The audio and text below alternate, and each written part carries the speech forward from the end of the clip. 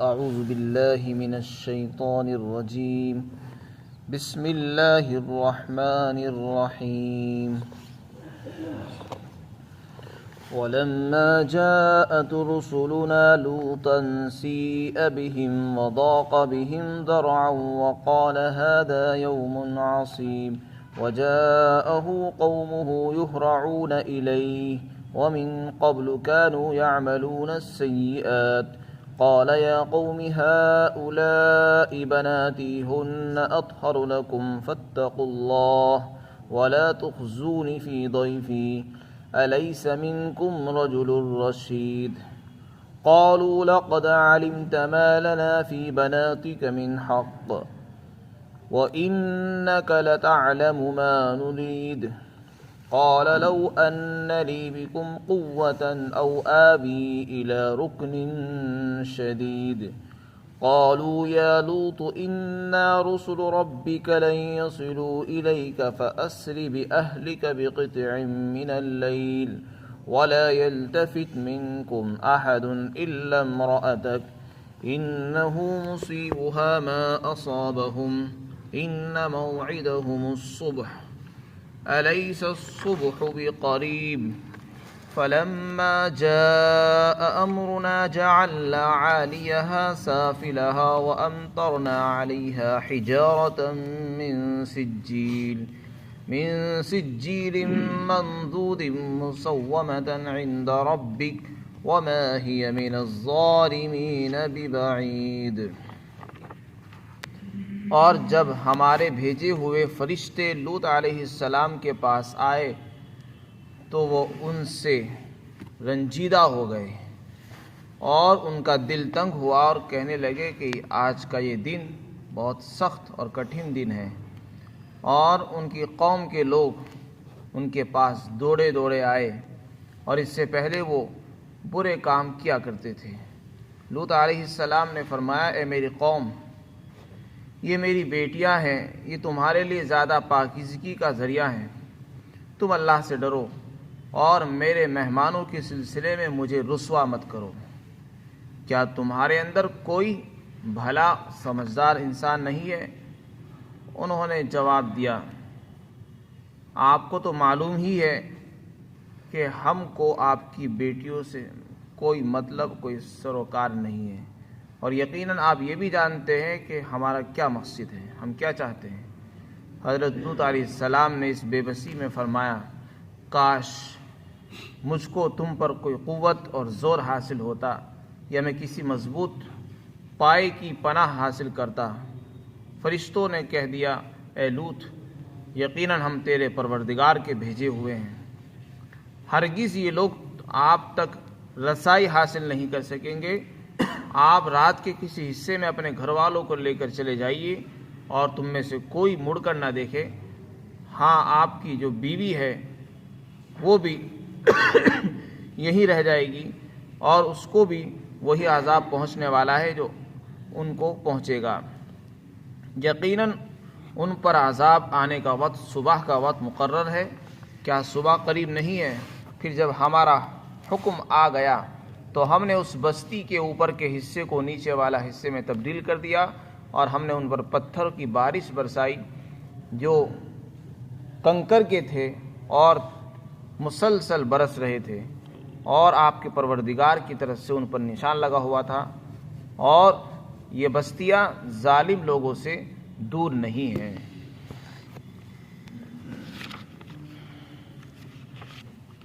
پچھلے انبیاء علیہ السلام کی نافرمان قوموں کے واقعات کو اللہ رب العزت ترتیب وار تسلسل سے بیان فرما رہے ہیں تاکہ آنے والی نسلیں عبرت حاصل کریں اور ان برائیوں سے، حرکتوں سے باز آ جائیں۔ حضرت ابراہیم علیہ السلام کے ایک بھتیجے تھے جن کا نام لوط تھا۔ اللہ تعالیٰ نے جیسے حضرت ابراہیم کو نبی بنایا، ان کے بھتیجے حضرت لوط علیہ السلام کو بھی پیغمبر بنایا تھا۔ حضرت لوط علیہ السلام کو اللہ نے جو پیغمبر بنایا تو ان کو کچھ بستیوں کی طرف مبعوث فرمایا جن کے نام مختلف بتائے گئے ہیں۔ ایک ان میں سے بڑی جو بستی تھی اس کا نام تھا سدوم، اور بھی چھوٹی چھوٹی بہت سی بستیاں تھیں۔ ان بستیوں کی طرف آپ کو پیغمبر بنا کر بھیجا گیا تھا۔ آپ تو اصل رہنے والے عراق کے تھے، لیکن حضرت ابراہیم علیہ السلام نے جب ہجرت فرمائی تو ہجرت فرماتے ہوئے یہ بھی ساتھ میں تھے اور فلسطین کے کسی علاقے میں آباد ہو گئے۔ لوط علیہ السلام کی جو قوم تھی وہ انتہائی بدکار، بدفعلی میں مبتلا تھی۔ وہ عورتوں کو چھوڑ کر مردوں کے ساتھ بدفعلی کرتے تھے۔ حضرت لوط علیہ السلام نے ان کو بہت سمجھایا بجھایا، لیکن وہ نہیں مانے۔ انتہائی گندے لوگ تھے۔ آخر کار ان پر اللہ کی طرف سے عذاب آیا، اسی کا یہاں پر تذکرہ ہے۔ حضرت ابراہیم علیہ السلام کے پاس جو فرشتے آئے تھے وہ حضرت ابراہیم کو خوشخبری دے کر گئے کہ آپ کے ہاں بیٹا پیدا ہوگا، اور وہاں سے فارغ ہونے کے بعد وہ لوط علیہ السلام کے پاس پہنچے۔ حضرت لوط علیہ السلام کے پاس فرشتے انتہائی خوبصورت نوجوانوں کی شکل میں آئے، اور ان کی قوم کے لوگوں کا حال یہ تھا کہ خوبصورت نوجوانوں اور مردوں کو دیکھتے تو ان کی طرف کو لپکتے تھے۔ جب وہ فرشتے آئے تو وہ ان کی طرف کو دوڑے دوڑے آئے۔ حضرت لوط علیہ السلام نے دیکھا کہ یہ تو میرے مہمان آئے ہیں اور یہ وہی حرکت کریں گے جو ارادہ ہی رکھتے ہیں۔ تو آپ کو اس سے بڑی تکلیف ہوئی ان کے آنے کی وجہ سے۔ ان کے آنے سے تکلیف نہیں تھی، ان کے آنے سے تکلیف اس معنی کر ہوئی کہ ہماری قوم کے جو لوگ ہیں وہ ان کے ساتھ بھی بری حرکتیں کریں گے اور وہ میری رسوائی کا ذریعہ بنیں گے۔ تو آپ رنجیدہ دل بھی ہوئے، تنگ دل ہوئے، اور کہنے لگے کہ آج کا دن تو بہت سخت دن ہے کہ میرے گھر پر مہمان ہیں اور میری قوم کے لوگ برے ارادے رکھتے ہیں۔ چنانچہ ان کی قوم کے نوجوان دوڑے دوڑے ہوئے آئے اور کہنے لگے کہ اپنے مہمانوں کو ہمارے حوالے کرو، اور وہ بدفعلیوں کے اندر پہلے سے ہی مبتلا تھے۔ حضرت لوط علیہ السلام نے ان کو جواب دیا کہ دیکھو میری یہ بیٹیاں ہیں، میری بیٹی سے مراد ہے قوم کی بیٹیاں، کیونکہ نبی جو ہوتا ہے وہ نبی پوری قوم کا روحانی باپ ہوتا ہے، تو پوری امت کی جو بیٹیاں ہوتی ہیں وہ نبی کی بھی بیٹیاں مانی جاتی ہیں۔ تو حضرت لوط علیہ السلام نے فرمایا دیکھو یہ میری بیٹیاں ہیں، یہ تمہارے لیے پاکیزگی کا ذریعہ، یعنی ان سے نکاح کرو اور اپنی خواہش پوری کرو اور اللہ سے ڈرو، اور دیکھو مہمانوں کے سلسلے میں مجھے رسوا مت کرو، یعنی تمہاری جو حرکتیں ہیں اس سے یہ میری رسوائی کا ذریعہ ہوں گی اور میرے مہمان ناراض ہوں گے۔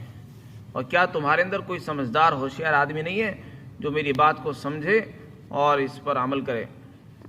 لیکن ان کی قوم کے لوگ انتہائی ہٹ درم اور ضدی لوگ تھے اور کہنے لگے آپ کو تو پتہ ہی ہے ہمارا کیا مقصد ہے، ہمیں آپ کی بیٹیوں سے کیا مطلب، یعنی وہ عورتوں سے کوئی سروکار کوئی مطلب نہیں رکھتے تھے، اور کہنے لگے کہ آپ کو تو معلوم ہی ہے کہ ہم کیا چاہتے ہیں۔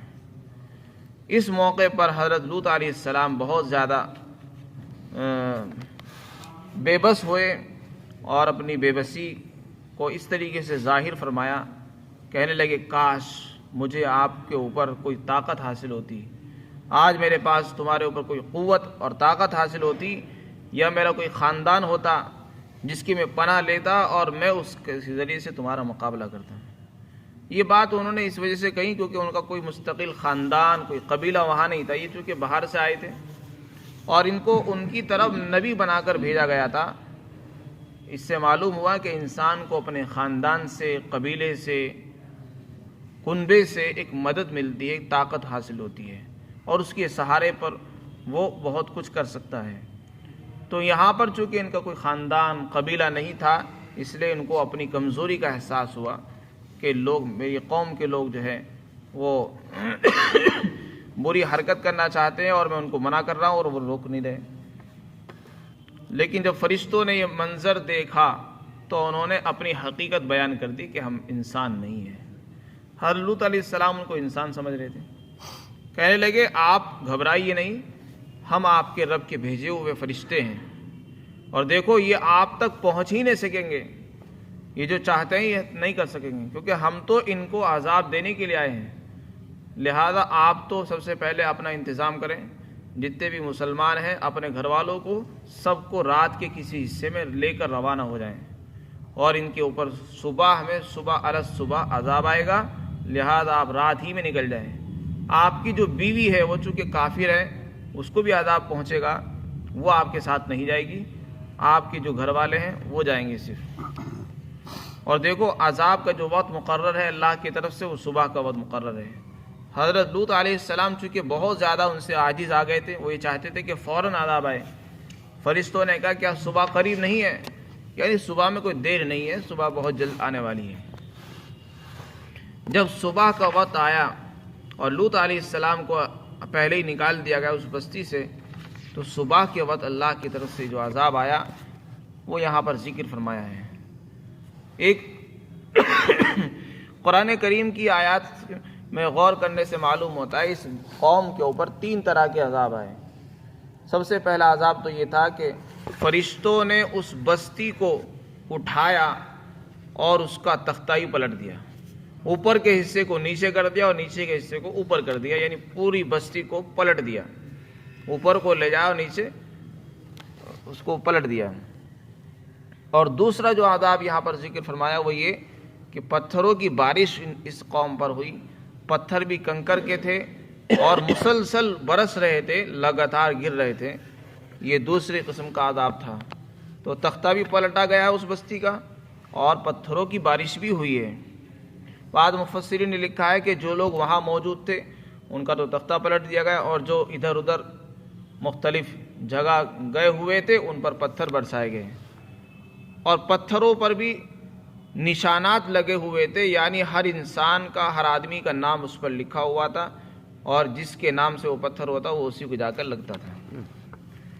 اور ایک تیسری قسم کا عذاب تھا، وہ تھی ایک چیخ اور ایک آواز آئی اور اس سے بھی وہ لوگ مر گئے۔ تو اس طریقے سے وہ پوری بستی اور پوری قوم کی قوم ہلاک ہو گئی اور ان کا کوئی نام و نشان نہیں رہا۔ بعض مفسرین نے لکھا ہے ایک شخص مکہ مکرمہ گیا ہوا تھا تجارت کے سلسلے میں، وہ 40 دن کے بعد وہاں سے جب حرم سے نکلا تو اس کو بھی پتھر لگا اور وہ بھی ہلاک ہو گیا۔ آج بھی جس بستی پر یہ عذاب آیا اس بستی میں کوئی چیز آباد نہیں ہے، اور وہاں بس ایک پانی ہے جس میں انتہائی بدبو ہے، جس کو بحر میت کہتے ہیں، اور وہ زمین کا سب سے نچلا حصہ کہلاتا ہے، اور وہاں نہ کوئی آباد ہے نہ کوئی چیز وہاں زندہ رہتی ہے، اس کو بحر میت کہا جاتا ہے۔ آگے گفتگو کا جو رخ ہے وہ مکہ والوں کی طرف موڑ دیا ہے، اور یہ فرمایا دیکھو یہ جو مکہ کے ظالم ہیں، یہ بستیاں جو ہیں ظالموں سے کوئی دور نہیں ہیں۔ یہ مکہ کے لوگ جو نبی پر ظلم کر رہے ہیں اور بات نہیں مانتے ہیں، ان کو سمجھایا جا رہا کہ دیکھو تم مکہ سے ملک شام جب جاتے ہو تجارت کے سلسلے میں تو وہ بستیاں راستے میں ہی پڑتی ہیں، اور راستے میں پڑتی ہیں تم ان بستیوں پر گزرتے ہو اور پھر بھی عبرت حاصل نہیں کرتے ہو کہ دیکھو یہاں پر کیسی کیسی قومیں رہی ہیں اور اللہ نے ان کا کیسا نام و نشان مٹا دیا کہ آج وہاں کوئی بسنے کے لیے بھی تیار نہیں ہے۔ تو ان کو عبرت حاصل کرنی چاہیے ان ظالموں کو کہ وہ دور نہیں ہیں۔ تو اس طریقے سے اللہ تعالیٰ نصیحت اور عبرت جو ہے بتانا چاہتے ہیں کہ آنے والی نسلوں کو پچھلی قوموں سے عبرت حاصل کرنی چاہیے اور اس طرح کی بدفعلیوں سے اپنے آپ کو بچانا چاہیے۔ اللہ تعالیٰ ہم سب کو عمل کی توفیق نصیب فرمائے۔ آمین۔